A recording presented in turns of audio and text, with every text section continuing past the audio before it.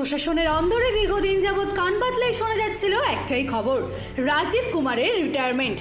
অবশেষে আজ 31শে জানুয়ারি পুলিশ ডিপার্টমেন্টে তার শেষ দিন। কিন্তু বড় প্রশ্ন ছিল, কে হবেন বাংলার পরবর্তী ডিজিপি?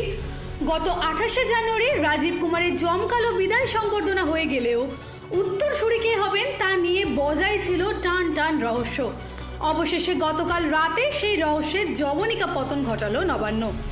খবর, রাজীব কুমারের চেয়ারে বসছেন 1993 ব্যাচের অভিজ্ঞ আইপিএস অফিসার পীযূষ পান্ডে। রাজ্যের নতুন ভারপ্রাপ্ত ডিজিপি বা ডিরেক্টর জেনারেল অফ পুলিশ হিসেবে দায়িত্ব নিচ্ছেন তিনি। এতদিন তিনি মুখ্যমন্ত্রী মমতা বন্দ্যোপাধ্যায়ের চিফ সিকিউরিটি অফিসার বা ডিরেক্টর অফ সিকিউরিটি হিসেবে দায়িত্ব সামলাচ্ছিলেন। মুখ্যমন্ত্রীর নিরাপত্তায় সেই দীর্ঘ অভিজ্ঞতাকে সঙ্গী করেই এবার গোটা রাজ্যের আইন শৃঙ্খলার চাবিকাঠি যাচ্ছে পীযূষ পান্ডের হাতে। তবে এই গোটা রদবদলের তালিকায় সব থেকে বড় চমক হলো বিনীত গোয়েলের প্রত্যাবর্তন।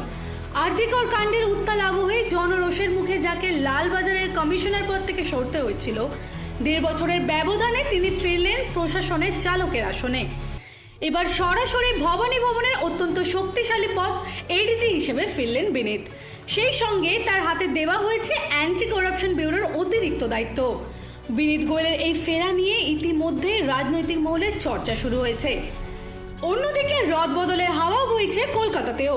লালবাজারের নতুন পুলিশ কমিশনার হচ্ছেন সুপ্রতিম সরকার। বর্তমান কমিশনার মনোজ ভার্মাকে সরিয়ে পাঠানো হয়েছে পীযূষ পান্ডের ফেলে আসা ডিরেক্টর অফ সিকিউরিটি পদে।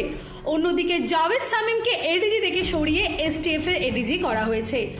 এছাড়াও রদবদলের এই তালিকায় নাম রয়েছে একাধিক কমিশনারেটের। বিধাননগরের নতুন পুলিশ কমিশনার হচ্ছেন মুরলীধর শর্মা।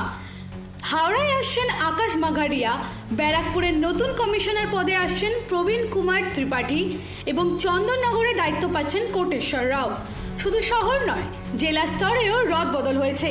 বর্ধমান রেঞ্জের আইজিপি হচ্ছেন অমিত পি জাওয়ালগি এবং মুর্শিদাবাদ ও জঙ্গিপুর রেঞ্জের আইজিপি হিসেবে দায়িত্ব নিচ্ছেন মুকেশ। সামনেই বিধানসভা নির্বাচন, আর তার ঠিক আগের পুলিশ মহলে বিশাল রদবদল নিঃসন্দেহে অত্যন্ত তাৎপর্যপূর্ণ।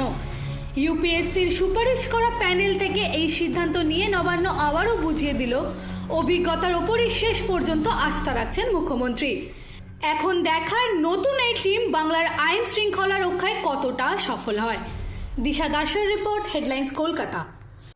আনন্দ আর ভালোবাসার দীপ্তিতে গড়া সমুজ্জ্বল পরমা, ঠিক তোমারই মতো। শ্যাম সুন্দর কোম্পানি জুয়েলার্স, আগরতলা, উদয়পুর, ধর্মনগর, কলকাতা।